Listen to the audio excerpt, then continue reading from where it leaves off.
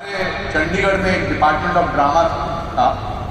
मैंने माँ के मंदिर से कुछ पैसे निकाले, वहाँ जाकर मैंने चंडीगढ़ में डिप्लोमा किया, मतलब ऑडिशन दिया और वहाँ मेरा सिलेक्शन हुआ और मुझे 200 रुपये का स्कॉलरशिप और 1 साल का एक्टिंग का डिप्लोमा मिला।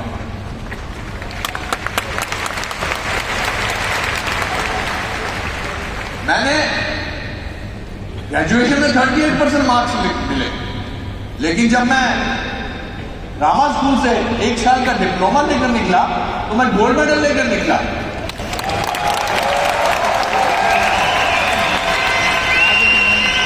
क्योंकि वो मेरी फील्ड थी, वो मेरी इज्जत थी, वो मेरा पैशन था, वो मेरा ड्रीम कम ट्रू था। फिर मैंने 3 साल का और एक्टिंग का कोर्स किया, फिर मैंने लखनऊ गया, वहां पर मैंने एक्टिंग सिखाई।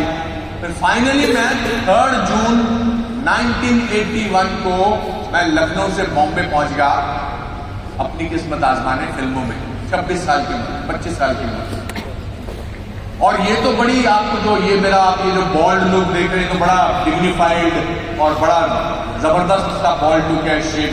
लेकिन जब आपके शुरू में बाल निकलते हैं तो बड़ी बुरी हालत होती है, कुछ यहां से जाते हैं, कुछ यहां से जाते हैं। और उन दिनों फिल्मों में बाल होना ज्यादा इंपॉर्टेंट था, टैलेंट हो या ना हो। तो लोग सब मुझे कहते थे कि जी आप एक्टर बनना चाहते हो लेकिन आपके पास तो बाल ही नहीं है। मैं सोचता था कि एक्टर का बालों से क्या लेना देना, पर अब बात सही थी उन दिनों। तो फिर मैंने 3 साल काम ढूंढता रहा मैं, 81, 82, 83, 81, 82, 83 मुझे काम नहीं मिला।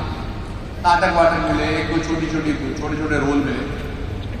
हालत यहां तक आ गई कि मेरे पास पैसे ही नहीं थे खाना खाने के, रहने को जगह नहीं थी। और ये दौर ये आया जब मुझे 27 दिन तक रेलवे प्लेटफॉर्म के बेंच पर रात गुजारने का। मैं बैंड्रा स्टेशन के बैंड्रा ईस्ट में, मुंबई के रेलवे स्टेशन के बैंड्रा ईस्ट में 27 दिन मैं रेलवे प्लेटफॉर्म पे रहा और बहुत बेइज्जत महसूस करता था, बहुत बेइज्जत महसूस करता था। पढ़ा लिखा इंसान था, गोल्ड मेडलिस्ट था, और रह क्या रहा था? रेलवे प्लेटफॉर्म पे। और वो भी कब रह रहा था? बिकॉज लास्ट लोकल ट्रेन जाती थी 1:40 पर, रुक जाती थी, को जाना पड़ता था, चुपचाप जाके सोना पड़ता था। और सुबह 4:40 को उठ जाना पड़ता था क्योंकि पहली लोकल ट्रेन शुरू हो जाती थी। और वो भी पुलिस वाला या चौकीदार या आगे उठाता था। तो मैं बहुत बेइज्जत महसूस कर रहा था। मैंने एक दिन अपने दादाजी को खत लिखा, उन दिनों खत बहुत लिखते। मैंने कहा दादाजी ये क्या है, मैं पढ़ा लिखा इंसान हूं, मैंने गोल्ड मेडल लिया हुआ है, मैं यहां नहीं रहना चाहता इस मुंबई में, मैं रेलवे प्लेटफॉर्म पे रह रहा हूं। मेरे पास रेलवे प्लेटफॉर्म के नीचे मैं अपना थैला रखता हूं जिसमें मेरा सामान है। ये कोई जीवन है? मैं नहीं रहूंगा, मैं वापिस जा रहा हूं शिमला, वापिस जाऊंगा, वहीं रहूंगा। मेरे दादाजी ने मुझे खत लिखा, दूसरे मेरे एक दोस्त थे उनके एड्रेस पे। उस खत पे एक लाइन थी जिस लाइन ने मेरी जिंदगी बदल दी। उन्होंने मुझे खत लिखा कि बेटा तूने बहुत मेहनत की है इस मुकाम तक पहुंचने के लिए, तूने बहुत मेहनत की है, तेरे माँ बाप ने बहुत दुख झेले हैं तुझे यहां तक पहुंचाने के लिए। तेरे माता पिता ने, तेरे पिताजी ने अपनी खड़ी बेची थी, याद है? माँ ने अपना कंगन बेचा था तुझे यहाँ पर एक बार फीस भेजने के लिए। और तू 2 साल यहां रुक चुका है, थोड़ी देर और ट्राई कर ले, क्योंकि याद रख, ये थी वो लाइन, भीगा हुआ आदमी बारिश से नहीं डरता।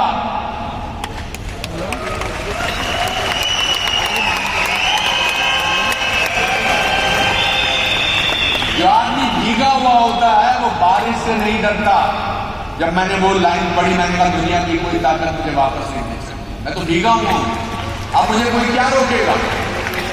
तो आप सब यहां जितने लोग बैठे हैं सब भीगे हुए हैं। आपने जिंदगी, आपकी सबकी कहानी पर एक बायोपिक बन सकती है।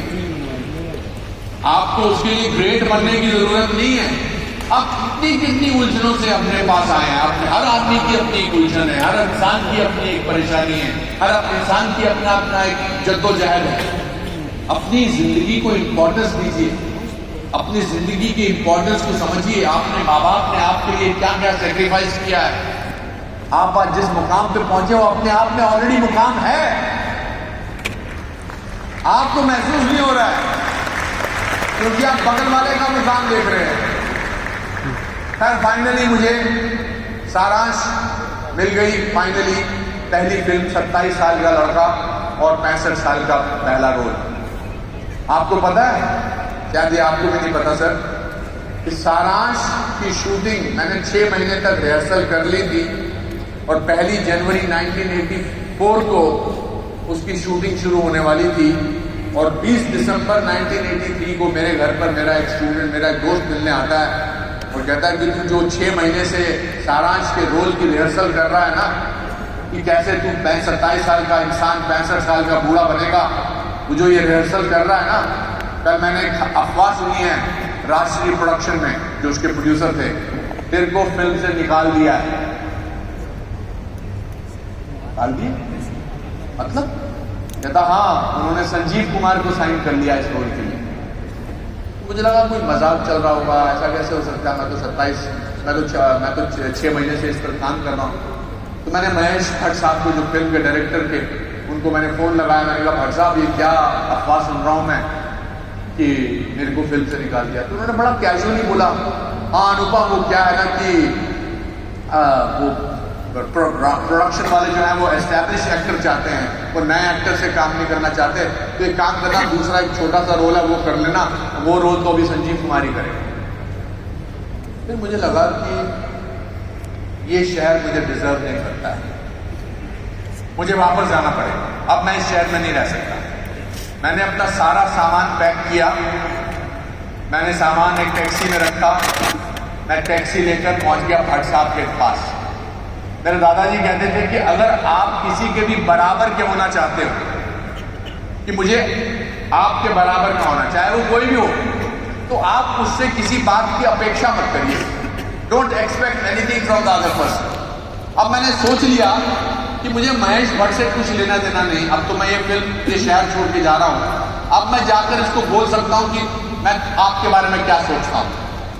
तो भट्ट साहब ने दरवाजा खोला, अरे वेरी गुड अनुपम, तू वेरी गुड, तू जल्दी समझ गया कि संजीव कुमार बेटर है, बड़ा एक्टर है, तो तू डोंट वरी, दूसरे बूढ़े का रोल कर ले। मैंने कहा भट्ट साहब एक मिनट रुकिए। मैं उनको उनके घर की खिड़की के पास ले गया। मैंने कहा भट्ट साहब ये देख रहे हैं नीचे आप, ये टैक्सी है, टैक्सी में मेरा सारा सामान, मैं जा रहा हूं इस शहर को छोड़कर। लेकिन जाने से पहले मैं आपको बताना चाहता हूं कि आप दुनिया के 1 नंबर के फ्रॉड हैं, 1 नंबर के झूठे हैं। मैंने कहा कि आप सत्य पे फिल्म बना रहे हैं और आपके अंदर ही सत्य नहीं है। आप कैसे सत्य पे फिल्म बना सकते हो? मैं 6 महीने से आपकी फिल्म के इस कैरेक्टर पर काम कर रहा हूं और आपने 15 मिनट के अंदर मुझे बोल दिया कि तू दूसरा रोल कर रहे, संजीव कुमार को ले लिया। और मैं रो रहा था, बिलख रहा था, पर मैंने डिसाइड किया, गुस्सा था। मैंने कहा जा रहा हूं भट्ट साहब, मैं जा रहा हूं, पर आप जिंदगी में कभी सच्ची फिल्म नहीं बना सकेंगे।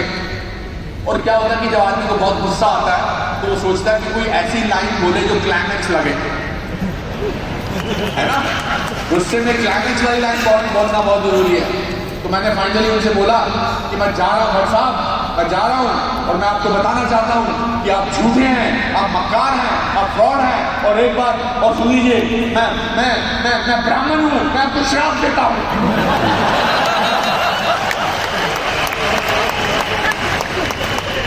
और मैं क्या क्या निकल पड़ा मैं,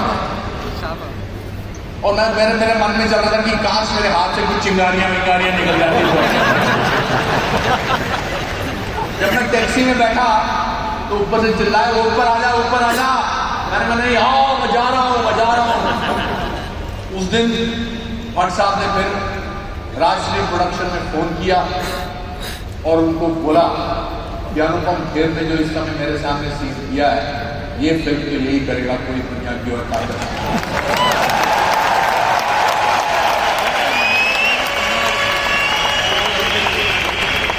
That is the day Anupam Kher became from nobody to somebody.